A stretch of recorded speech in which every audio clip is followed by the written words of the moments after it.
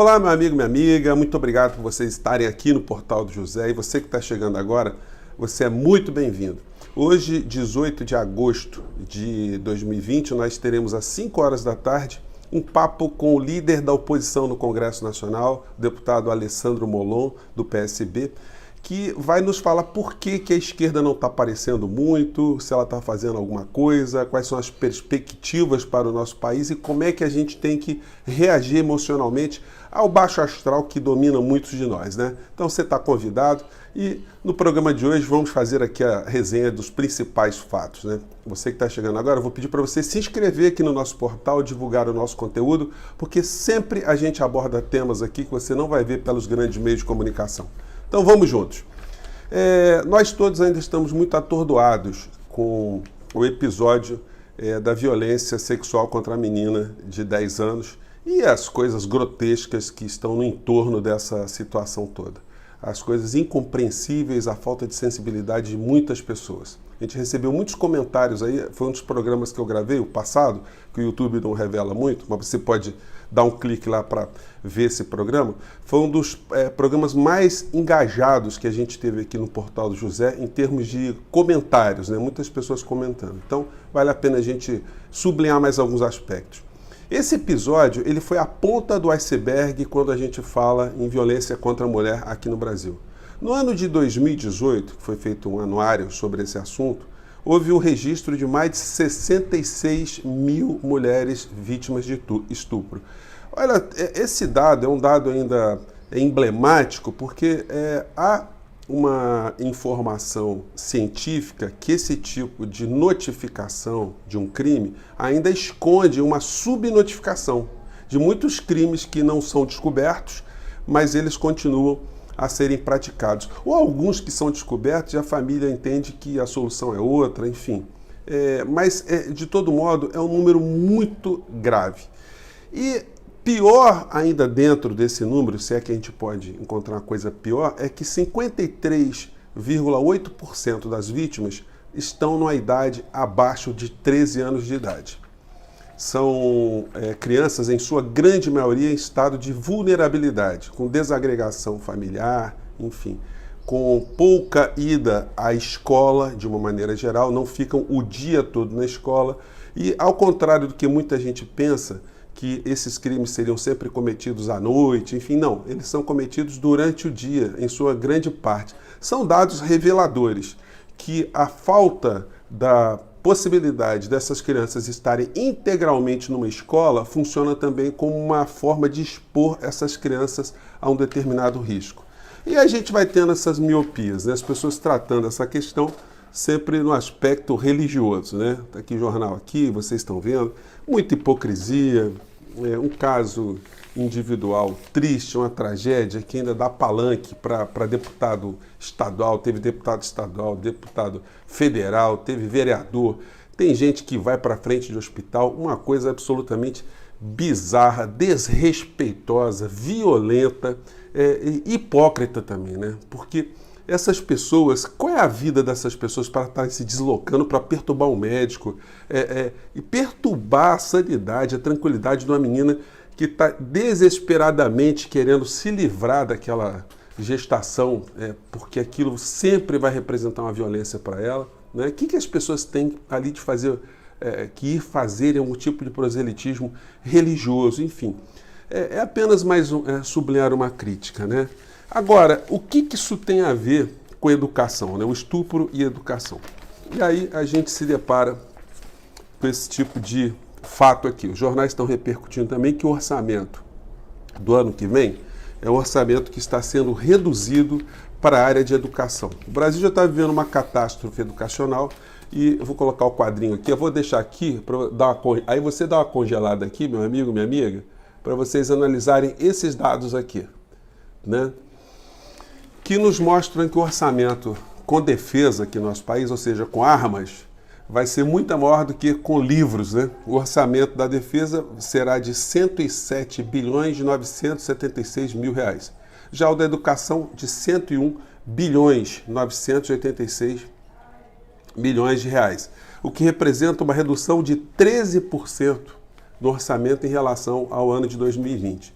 Então, o país que precisa tanto reduzir as desigualdades sociais, investir tanto em educação, está fazendo o quê? Está reduzindo investimentos em educação. E um país que não tem nenhum tipo de conflito geopolítico está fazendo o quê? Tem gastos maiores na área da defesa. Logo, as Forças Armadas, que no plano do pessoal, foi o setor da administração pública que mais se deu bem na reforma da Previdência e mais tem sido agraciado por esse governo com todo tipo de benesse. Não é à toa que o presidente da República ele não vai a nenhuma inauguração de escola, nenhuma inauguração de hospital, nenhuma visita a um hospital nessa pandemia que está chegando a 110 mil mortos por responsabilidade direta dele e dos seus cúmplices. Isso ele não faz. Então ele está o tempo todo ou em batalhão ou em escola militar. É a única preocupação, a única visão dessa criatura, né? Então, quando a gente tem um investimento menor em educação para o ano de 2021, nós podemos dizer que, de uma forma desesperadora, o nível de risco de crianças que não vão encontrar escola ou que ficarão mais tempo fora das escolas aumenta em relação à prática de crimes sexuais. Porque como é que você previne um crime sexual? Você pode educar pessoas para não serem criminosas? Bom, isso até seria possível se você tivesse uma educação disseminada em todos os níveis e você não tivesse tanta desigualdade social e tanto ambiente propício para a pessoa ser uma transgressora. Mas se esse problema, de uma maneira geral, não pode ser resolvido socialmente, pelo menos se você proporcionar para as crianças, de uma maneira geral, que elas tenham mais acesso à educação, menos risco ou a gente diminui um pouco mais essa possibilidade desse tipo de crime, né? E muita gente fica pensando no meio dessa história que, por conta disso, o Paulo Guedes ele está balançando nas cordas, né? Tá aqui mais uma notícia. E eu quero dizer para vocês o seguinte, olha, o Paulo Guedes, ele é um economista nocivo à nossa pátria, ao nosso país, mas ele não é o único. O sistema, a mesma banca que colocou Paulo Guedes para ser o ministro da Economia, eles arrumam um outro igualzinho para fazer as mesmas coisas, porém com uma menor capacidade de iludir os incautos, uma menor cara de pau para ser tão mentiroso, para cometer tantas desfaçatezas como o ministro da Economia atual ele comete. Então, seria apenas um nome a ser substituído, né?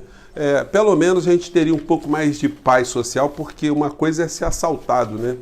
Agora, outra coisa é você ser assaltado e o assaltante tripudiar em cima de você enquanto vítima. Aí é muito mais doloroso e a gente está vivenciando esse negócio por aqui. E aí, para finalizar essa parte do nosso papo, eu estou vendo aqui um artigo do Merval Pereira, que é sempre bom a gente analisar o que dizem essas pessoas. E aqui na parte final aqui do artigo dele, ele comenta o crescimento da popularidade do presidente da República em algumas regiões do país, né? E ele comenta aqui no último parágrafo: ontem, Bolsonaro foi a Sergipe e os vídeos divulgados mostram entusiasmo popular que parece confirmar as palavras dos líderes do Centrão, Ciro Nogueira, que diz que Bolsonaro está substituindo Lula no imaginário do nordestino, devido a seu jeito de povão e graças ao auxílio emergencial, do qual ele não irá abrir mão, mesmo com o perigo de furar o teto de gastos. Ele está preocupado aqui, os setores da economia, os jornalões e tal, que o teto de gastos não seja furado. Isso sempre representa pegar dinheiro do orçamento e jogar em investimentos. Aliás, o investimento nesse gráfico que eu mostrei para vocês em área de infraestrutura, para o ano que vem também está caindo assustadoramente. Deixa eu pegar aqui e resgatar esse número aqui, ó. Deixa eu ver aqui, educação, desenvolvimento, infraestrutura, vai cair 49,4%. Isso quer dizer que o governo vai gerar menos emprego, a gente vai ter menos frente de trabalho, menos a economia girando, mais desemprego.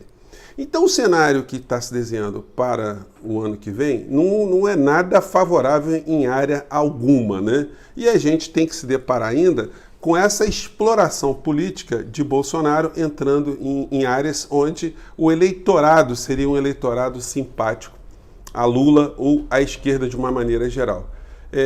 Lamentavelmente, nós, quando proporcionamos que essa criatura virasse o presidente da República, a gente oportunizou a ele também que entrasse nesses programas sociais e se apoderasse da ingenuidade e da necessidade do povo brasileiro. Então, daqui até 2022, eu gostaria muito que, fazendo um pequeno parênteses, vocês assistam a nosso papo com o deputado Molon, né? Às 5 horas da tarde, porque nós vamos abordar como nós podemos encarar essa situação. Se é para a gente ficar nervoso, se a gente vai ficar desesperado, ou se é para a gente ter uma resistência, a gente ter cada vez mais energia para enfrentar esse tipo de coisas que a gente está vivendo no Brasil. Nenhuma nação se transformou com a apatia do povo de uma maneira geral. Nós percebemos isso em alguns cantos, nós percebemos muitas pessoas desiludidas porque o presidente está com 35%, 38% de aprovação no governo dele, mas isso eu já disse para vocês que não é nada. Sérgio Cabral teve 68%, outros governantes tiveram índice de popularidade muito grande em várias partes do mundo, em vários momentos, em várias fotografias, e a história fez uma verdadeira reviravolta com a vida dessas pessoas, e essas nações encarceraram alguns, se livraram de outros, outros ficaram no ostracismo, e as nações seguiram adiante. São muitos exemplos assim no mundo inteiro, e será o exemplo nosso também. Muitas situações graves estão acontecendo com a gente, muitas mortes no Brasil, a pandemia está agraçando aí, empresas quebrando, enfim. Mas o Brasil não vai acabar. E é por isso que eu estou aqui, e é por isso que a gente está juntando cada vez mais pessoas aqui para nos mantermos atentos e cada vez mais empenhados e envolvidos em ajudar o nosso país a sair dessa situação, né? Gente, eu fico por aqui, espero ter jogado mais algumas reflexões e até o nosso papo que vem. Tchau, gente!